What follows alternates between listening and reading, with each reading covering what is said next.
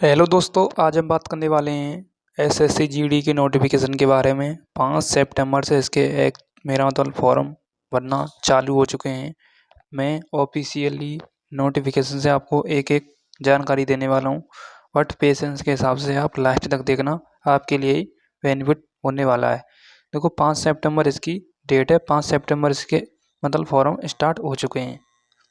Okay, सबसे पहले हम बात करते हैं, नोटिस पढ़ते हैं। सबसे पहले constable GD in central armed police force CAPF and SF।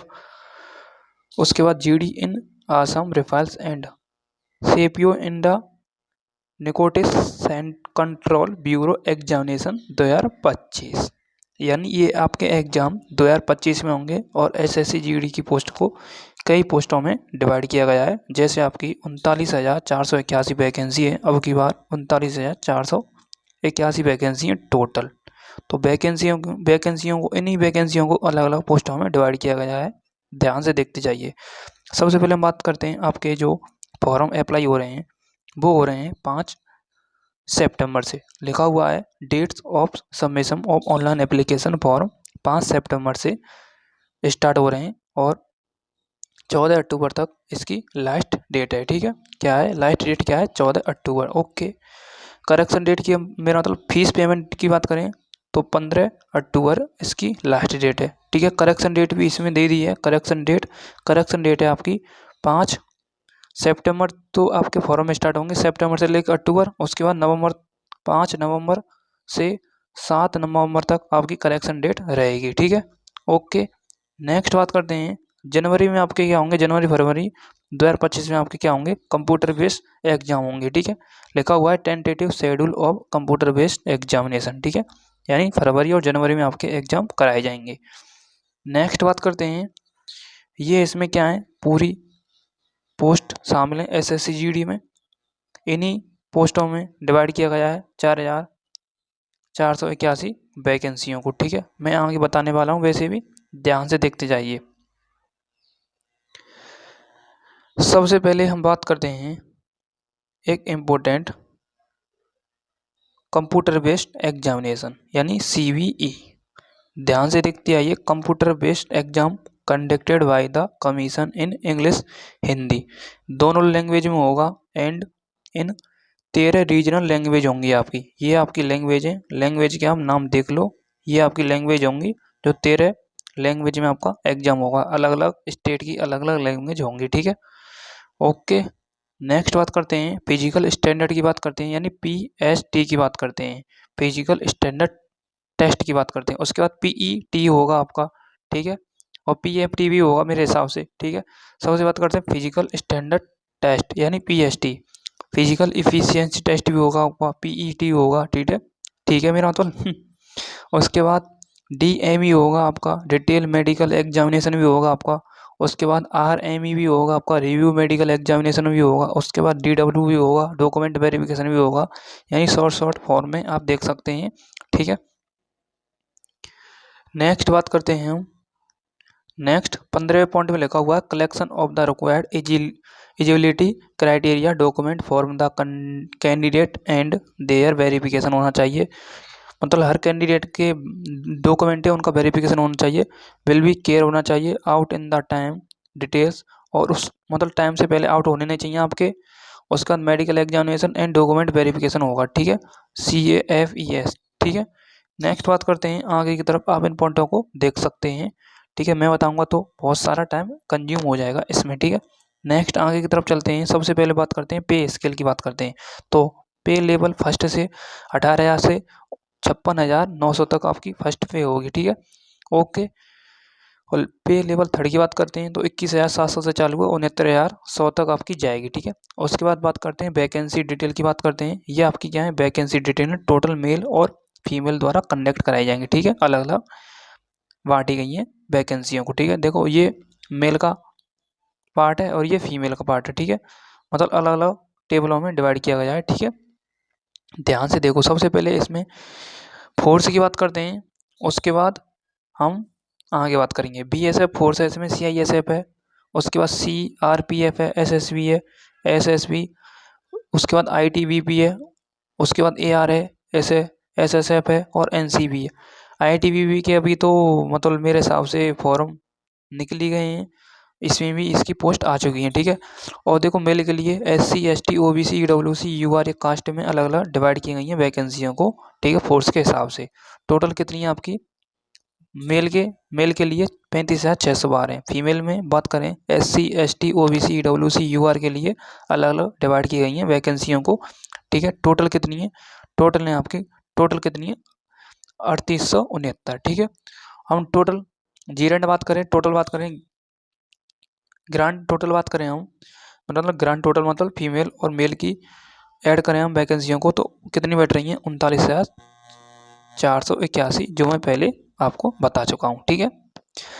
अब एक बात सुनो, 4 सितंबर को मैंने SSC GD का क्या देखा था, ऑफिशियल नोटिफिकेशन नहीं देखा था, मेरा मतलब ऑफिशियल गवर्नमेंट वेबसाइट से देखा था, तो उसमें 25,000 वैकेंसी को बता रहा था। जैसे ही मैंने 5 सितंबर को देखा तो वैकेंसी आपकी इंक्रीज हो चुकी थी, कितनी हो चुकी थी 39,481, यानी वैकेंसी कोई ज़्यादा भी नहीं है मेरे हिसाब से और मतलब कम ही है मेरे हिसाब से तो, ठीक है। बहुत सारे स्टूडेंट इसमें अप्लाई करेंगे, कई लाखों तक फॉर्म पहुंच जाएंगे, ठीक है। वैकेंसी कम ही है मेरे हिसाब से, ठीक है। बात करते हैं आगे की तरफ और आप अपनी राय कमेंट में ज़रूर दें, कम है या ज़्यादा है, ठीक है। नेक्स्ट आगे की तरफ चलते हैं, इन पॉइंटों को आप देख सकते हैं। एज लिमिट की बात करते हैं, एज लिमिट आपकी होनी चाहिए 18 से 30 के मध्य में, ठीक है। 18 से 30 के मध्य में होनी चाहिए आपकी एज लिमिट, ठीक है। नेक्स्ट बात करते हैं, ये आपकी कैटेगरी है एज रिलैक्सन, ठीक है। देखो SC ST वालों की 5 ईयर का है, OBC वालों की 3 ईयर का है, उसके बाद सर्विसमैन के लिए 3 ईयर का है, ठीक है। आप इसे देख सकते हैं एक बार, ठीक है। Children and dependence of victims killed in the 1984, मतलब ये कोई मतलब एक्ट है, उसमें 5 ईयर का है, ठीक है। ओके, नेक्स्ट बात करते हैं आगे की तरफ, इसमें भी आप देख सकते हैं, इसमें 8 ईयर का है, इसमें 10 ईयर का है, ठीक है। ओके, आगे की तरफ बात करते हैं, मैं आपको शॉर्ट से डिटेल दे रहा हूँ, ध्यान से देखते जाइए, एक एक पॉइंट को मैं छोड़ूंगा नहीं वैसे।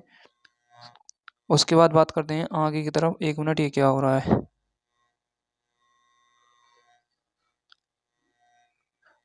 आगे की तरफ चलते हैं।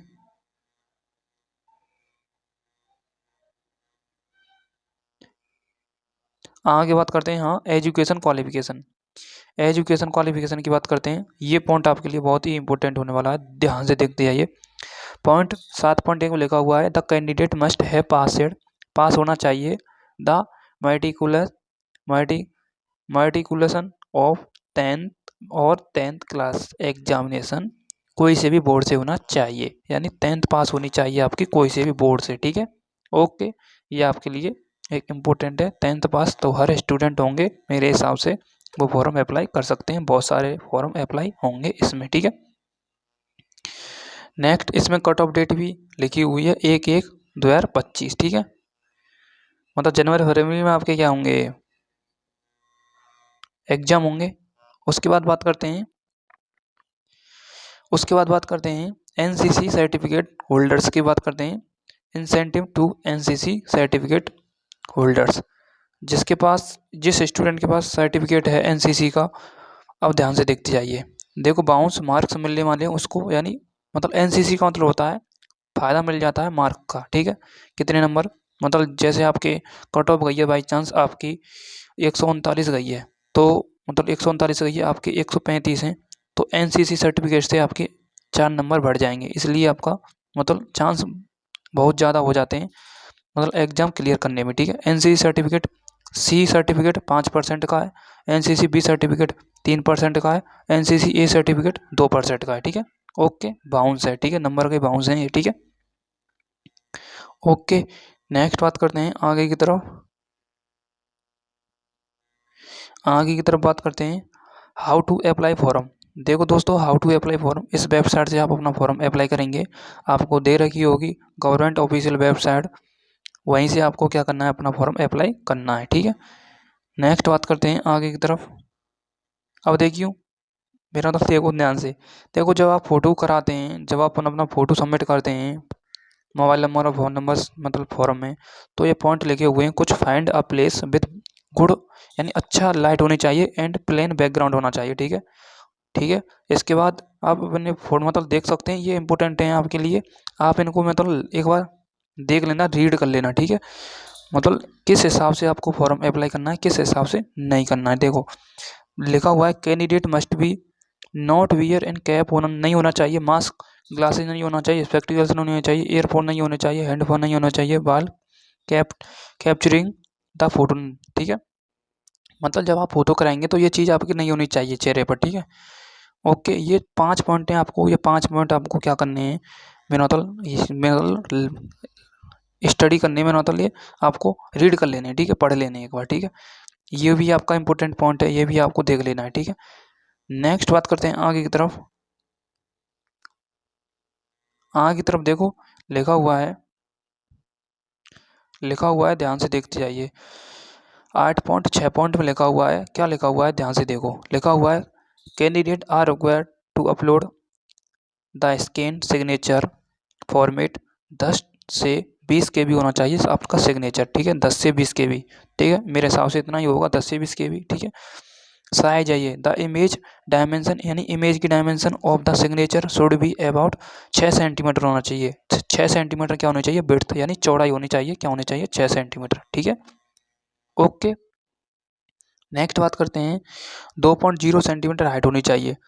उसके बाद रिसोल्यूशन ऑफ द मतलब अब जहाँ से आगे इतना इंपॉर्टेंट है नहीं है। सिग्नेचर शुड भी हॉरिजेंटल लाइन होनी चाहिए, एप्लीकेशन बिट भी मतलब इतना इंपॉर्टेंट है नहीं है यहाँ से आगे। ठीक है, जो मैंने बताया है वही इंपॉर्टेंट है। ठीक है, नेक्स्ट आगे की तरफ बात करते हैं।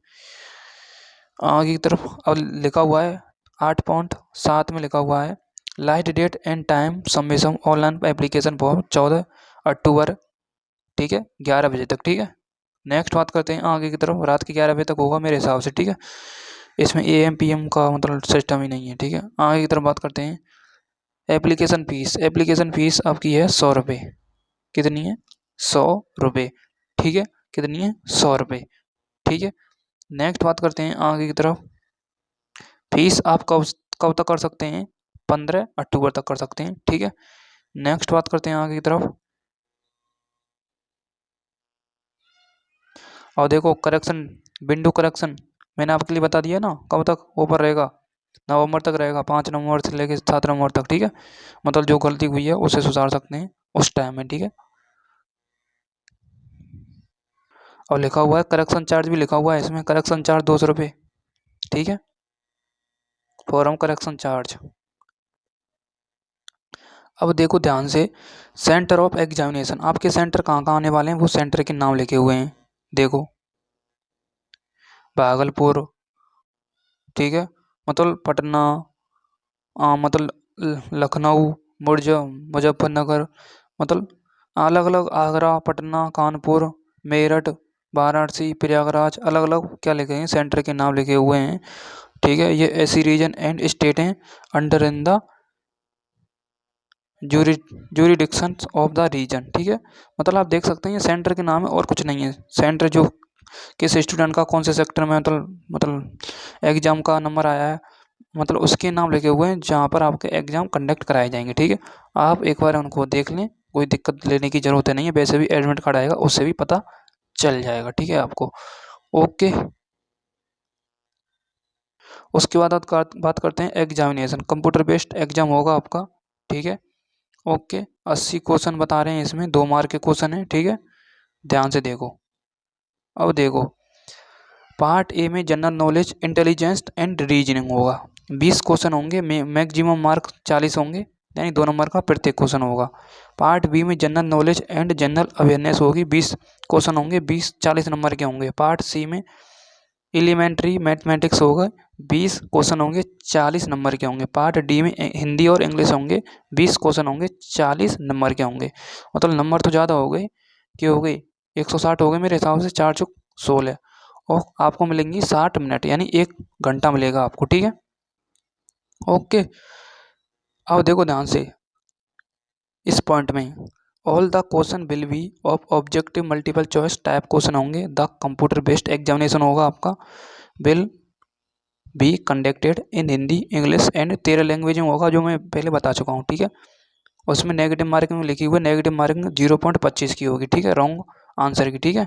जो आप मतलब कैंडिडेट द्वारा रॉन्ग आंसर होगा 0.25 की मार्किंग नेगेटिव होगी, ठीक है। एक क्वेश्चन आप मेरा मतलब एक क्वेश्चन गलत करोगे तो उसमें 0.25 की क्या हो जाएगी, मार्किंग हो जाएगी, ठीक है। ओके, 4 क्वेश्चन गलत करेंगे तो 1 नंबर आपका खत्म हो जाएगा, ठीक है। ये भी आप सुन लेना। आगे की तरफ बढ़ते हैं हम। ये आपका पॉइंट आंसर की के बारे में, आप इसे एक बार रीड कर लें, ठीक है। आगे की तरफ चलते हैं। अब बात करते हैं एग्जामिनेशन, मतलब ये जनरल इंटेलिजेंस रीजनिंग के टॉपिक हैं, ये general knowledge and general awareness के टॉपिक हैं, आप इसे देख सकते हैं, ठीक है। ये एलिमेंट्री मैथमेटिक्स के टॉपिक हैं, ये हिंदी और इंग्लिश के क्या हैं, टॉपिक हैं, ठीक है। ठीक है, कॉम्प्रिहेंसिबल, ठीक है, बेसिक कॉम्प्रिहेंसिबल, हाँ मतलब बहुत नॉर्मल आते हैं। हिंदी इंग्लिश को मतलब इंग्लिश को तो कोई छेड़ता ही नहीं है मेरे हिसाब से स्टूडेंट, ठीक है। अब बात करते हैं, मेरे हिसाब से फिजिकल आ गया आपका मेल और फीमेल, ठीक है, ठीक है।